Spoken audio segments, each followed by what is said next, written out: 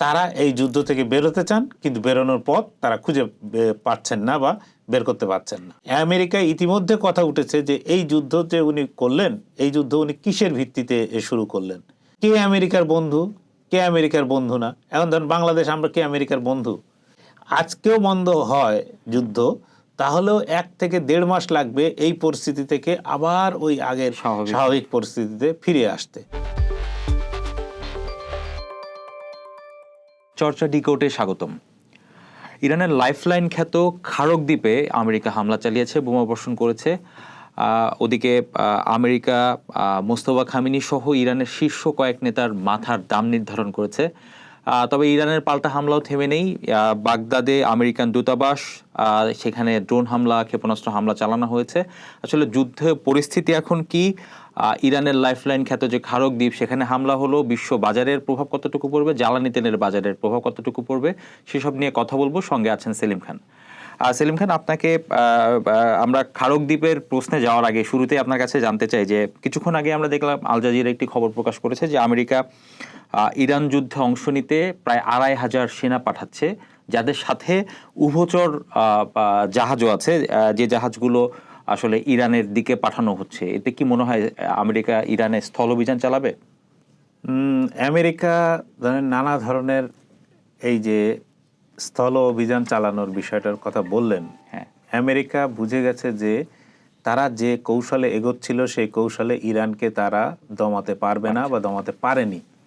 এখন যে জিনিসটা করা হয়েছে সর্বশেষ, জাপানে তাদের যে ঘাঁটি আছে ওকিনাওয়াতে, ওকিনাওয়া ঘাঁটিতে 2500 মেরিন সেনা, এই মেরিন সেনাকে পাঠানো হচ্ছে ওই আপনার পারস্য উপসাগরে। এবং তারা ওইখান থেকে যাবেন, গিয়ে ওই পর্যন্ত পৌঁছাতে হবে, সময় লাগবে, তাদেরও প্রস্তুতি নিতে হবে। সুতরাং এটা একটা কিন্তু সময় সাপেক্ষ ব্যাপার। ফলে বলা যায় যে যুদ্ধটা আরও বেশ কিছুদিন এই অবস্থায় চলবে, এইটা কিন্তু মানে এখন পরিষ্কার। ফলে 2500 সৈন্য দিয়ে যে আপনি ইরান, যেটা পৃথিবীর সব বড় দেশগুলোর মধ্যে একটা অনেক বড় দেশ, যেখানে মানুষের সংখ্যা 9 কোটির মতো, সেই দেশে আপনি 2500 মেরিন সেনা কি 5000 মেরিন সেনা দিয়ে আপনি জয়লাভ করে আসতে পারবেন, যেখানে 9 লাখ 10 লাখের মতো ওই এই ইসলামিক রেভলিউশনারি গার্ড কর্পস এর সদস্যরা আছেন। সেখানে আপনি এই কজন মেরিন সেনা দিয়ে কি করবেন বা তাদের পরিকল্পনা কি, এটা বোঝা আসলে কঠিন। কিন্তু মানুষের চোখে এক ধরনের ধুলো দেয়া বা এক ধরনের মানে প্রবোধ দেওয়ার জন্য ট্রাম্প প্রশাসন অনেক কিছু করতে চাচ্ছেন। কিন্তু মোদ্দা কথা, তারা এই যুদ্ধ থেকে বেরোতে চান, কিন্তু বেরোনোর পথ তারা খুঁজে পাচ্ছেন না বা বের করতে পারছেন না। সেলিম খান, আপনি যুদ্ধ থেকে বের হওয়ার কথা বলে, ট্রাম্প গতকালকে সম্ভবত বলেছেন, মানে স্থানীয় সময় আমরা সকালে যেটা জানলাম, যে তিনি বলেছেন যে যখন তিনি অনুভব করবেন যুদ্ধ তখনই থামবে। এটা আসলে কি বার্তা দেয়? মানে যেমনটি আপনি বলছিলেন যে যুদ্ধ থেকে বের হতে চায়, আবার ট্রাম্পের এই কথায় তো মনে হয় সে চায় যুদ্ধ আরো চলুক। মানে আসলে কি? দেখুন, ট্রাম্প এমন একজন ব্যক্তি যিনি কখন কি বলেন কেউই আগে ভাগে সেটা বুঝতেও পারেন না বা প্রেডিক্ট করতে পারেন না যে উনি এইটার পরে এইটা বলবেন। কোনো যুক্তিসঙ্গত কার্যপ্রণালী উনি করেন না, মানে ফলো করেন না। ফলে আজকে উনি এই কথা বলেছেন, কালকে উনি কি কথা বলবেন তো কেউ জানেন না। কালকে উনি বলবেন যে হ্যাঁ, আমার এরা বন্ধুরা, আমার আরব দেশগুলোর বন্ধুরা অনেক কোনো অনুরোধ করলো, আমি তাদের অনুরোধে রাজি হয়ে গেছি, এরকম কথা বলতে পারেন। ফলে এই জিনিসটা ট্রাম্পকে কখনো বিশ্বাসযোগ্য ব্যক্তি হিসাবে ধরা উচিত না, বিশেষত তার কথাকে ধরা উচিত না। আমেরিকায় ইতিমধ্যে কথা উঠেছে যে এই যুদ্ধ যে উনি করলেন, এই যুদ্ধ উনি কিসের ভিত্তিতে শুরু করলেন। এখানে কোনো সামরিক বিশেষজ্ঞের পরামর্শ নেওয়া হয়নি। এখানে তার বড় পরামর্শক কে? মূল পরামর্শক হচ্ছে 4 জন। একটা হচ্ছে তার জামাতা জারেড কুশনার, একজন হচ্ছে তার উপদেষ্টা উইটকফ, তার যুদ্ধমন্ত্রী পিট হেগসেথ, আর হচ্ছে আরেকজন হচ্ছে পররাষ্ট্রমন্ত্রী মার্কো রুবিও। এই 4 জনের পরামর্শেই তিনি ইরানে ঝাঁপিয়ে পড়লেন। কিন্তু এর যে আরও একটা যুদ্ধে যাওয়ার প্রস্তুতি, তার সামরিক বাহিনীর প্রস্তুতি, পেছনে গোলা বারুদের সরবরাহ, সব কিছু কি থাকবে না থাকবে, এইটা কিন্তু তারা হিসাব করেননি। 2 নম্বর, তারা হিসাব করেননি যে ইরান আসলে কতটুকু প্রতিরোধ করতে পারবে। এইটা কিন্তু তাদের হিসাবের মধ্যে ছিল না। তারা মনে করেছিলেন যে তারা 3-4 দিন এমন ধুমায় করবেন, হামলা চালাবেন, যে কার্পেট বোম্বিং এর মতন বোম্বিং করবেন, যে ইরানের সমস্ত আর এই মানে যে তাদের আর্মি আছে, এই ইসলামিক বিপ্লবী বাহিনী যে আইআরজিসিরা সদস্যরা সবাই এসে অস্ত্র ফেলে দিয়ে এসে দাঁড়াবে যে আমরা আত্মসমর্পণ করলাম, আমরা এখন আমেরিকার অনুযায়ী চলতে চাই। আচ্ছা, সেলিম খান, এবার একটু এই খারক দ্বীপ নিয়ে আসি। যে আমরা শুরু থেকেই বলছিলাম যে খারক দ্বীপে আমেরিকা বোমা হামলা করেছে। আসলে এটাকে লাইফলাইন বলা হয় ইরানের। লাইফলাইন কেন বলা হয় খারক দ্বীপকে? কারণ এইখান থেকেই হচ্ছে ইরানের সবচেয়ে বেশি, এটা হচ্ছে ইরানের দক্ষিণ পশ্চিমাঞ্চলের একটা দ্বীপ। এই জায়গা থেকে ইরান যে তেল রপ্তানি করে তার প্রায় পুরোটাই এই এলাকা থেকে করা হয়। এই ইরান যাতে তার তেল রপ্তানি না করতে পারে সেই জন্যই এই হামলাটা চালানো হয়েছে।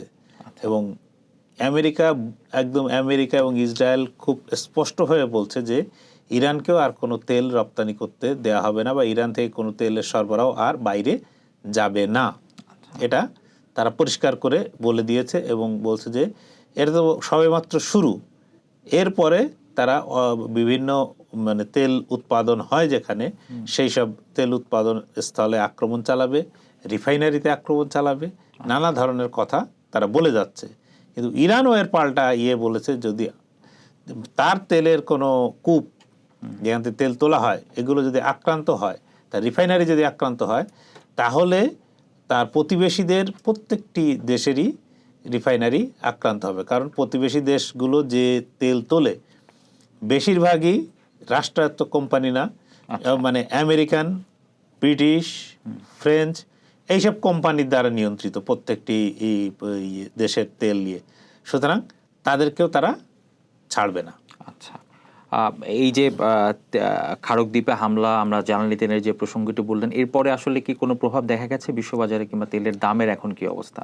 তেলের দাম এখনো পর্যন্ত তেমন ইতর বিশেষ দেখা যাচ্ছে না যে পরিবর্তনের এটা, যে কিছু কিছু ক্ষেত্রে আমেরিকা আশ্বস্ত করার চেষ্টা করছে। কিছুক্ষণ আগে দেখলাম আমেরিকার একজন মন্ত্রী, তিনি ইন্টেরিয়ার মিনিস্টার বলা হচ্ছে, যে ইন্টেরিয়ার সেক্রেটারি, তিনি বলছেন যে আমেরিকা তার বন্ধুদের জন্য এবং তার সতীর্থদের জন্য তেল সরবরাহ অব্যাহত রাখতে পারবে, এই যোগ্যতা, এই দক্ষতা তার আছে। আচ্ছা, কিন্তু কে আমেরিকার বন্ধু, কে আমেরিকার বন্ধু না? এখন ধরুন বাংলাদেশ, আমরা কে আমেরিকার বন্ধু, বা আমাদের কি বন্ধু হিসেবে আমেরিকা থেকে আমি তেল কিনে নিয়ে আসতে পারবো? কে? এরকম ধরনের, আমি বাংলাদেশের কথা বললাম, এরকম পৃথিবীতে এই 190টার বেশি দেশ আছে। তা কে কোথা থেকে আমেরিকার কাছ থেকে গিয়ে তেল কিনবে? ওই তেলের দাম কি হবে? ওই তেলের দাম কি বাজারে যে সময়, ওই সময় যে তেলের দাম থাকবে সেই তেল দাম দিয়ে কিনতে হবে? তারপরে হচ্ছে যে পরিবহন খরচ, আপনি এই পরিবহন খরচ দিয়ে আপনি আনতে পারবেন? যে বিপুল পরিমাণ পরিবহন খরচ লাগবে। মানে সব কিছুই একটা গোলমাল, মানে সারা বিশ্ব জুড়ে একটা কি বলবো, একটা অদ্ভুত ধরনের গোলযোগ তৈরি করা হয়েছে, যেখান থেকে এই বিশ্বের বেরিয়ে আসার মানে পদ্ধতিটাও খুবই কঠিন।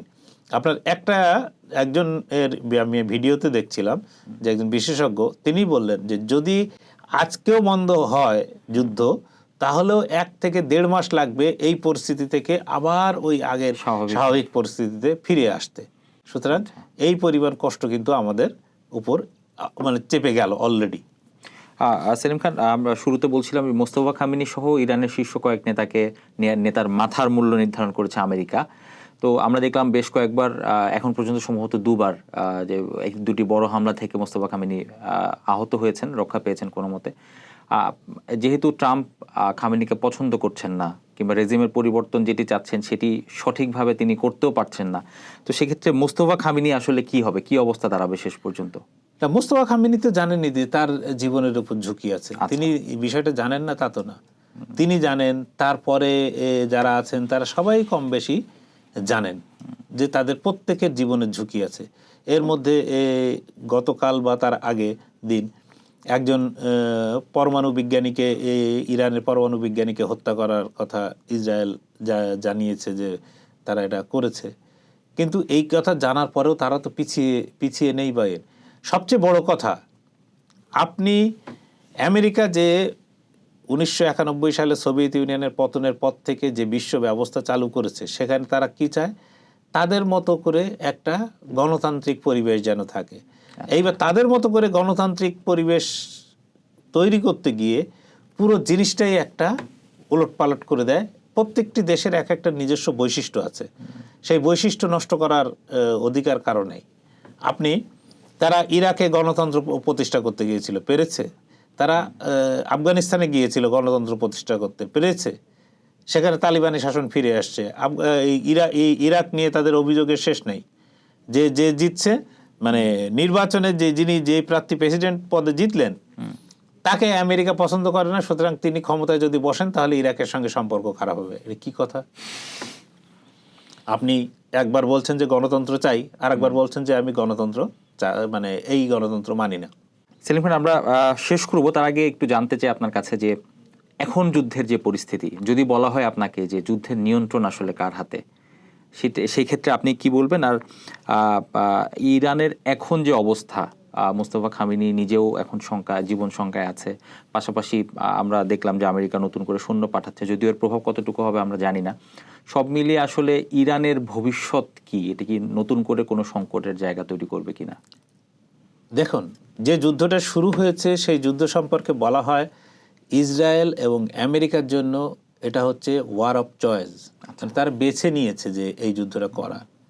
আর ইরানের কাছে যুদ্ধটা হচ্ছে ওয়ার অফ সার্ভাইভাল, মানে তার টিকে থাকার বা মানে বেঁচে থাকার লড়াই। তো এই দুইজনের কাছে দুটো ধরন। সুতরাং আপনি আপনার বেছে নিলেন পছন্দের মতো লড়াই কতদিন চালাবেন, সেটা যারা বেছে নিয়েছেন ইসরায়েল এবং আমেরিকা তারা বলতে পারবেন। কিন্তু ইরানের আর পিছু হটার কোনো জায়গা নেই। এটা তার সার্ভাইভালের কোশ্চেন, এটা তার টিকে থাকার প্রশ্ন। সুতরাং ইরানে যারা আছেন, ইরানের যারা নেতৃত্বে এখনো পর্যন্ত আছেন গত 47 বছর ধরে, তারা কিন্তু মানে এই জিনিসটাকে এক ইয়েতে ছেড়ে দেবেন না। এটা হতে পারে না, এটা হবেও না। যেটা 47 বললাম, 42 বছর, 79-এ যে চেঞ্জ হয়েছিল ইসলামিক রেভলিউশনের পর থেকে, সেই সময়কালে আপনার এই পরিবর্তনকে ইরানের মানে একটা স্থায়ী রূপ পেয়ে গেছে।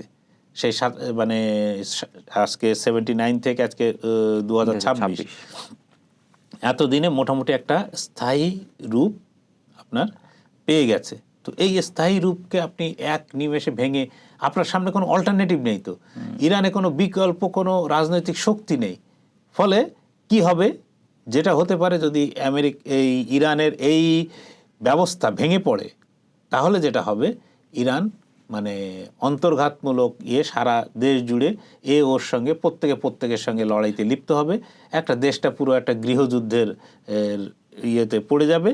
এবং যে জায়গাটা খড়গদ্বীপ বললেন এবং তার আশপাশে যে তেলের খনি যে অঞ্চলগুলো আছে, সেই তেলের অঞ্চলগুলো আপনার আমেরিকা এবং তার মিত্রদের দখলে চলে যাবে। এটাই হচ্ছে ভবিষ্যৎ। ধন্যবাদ সেলিম খান। দর্শক, এখন এ পর্যন্তই। দেশ বিদেশের খবরের বিশ্লেষণ জানতে চোখ রাখুন চর্চার ফেসবুক ও ইউটিউব চ্যানেলে।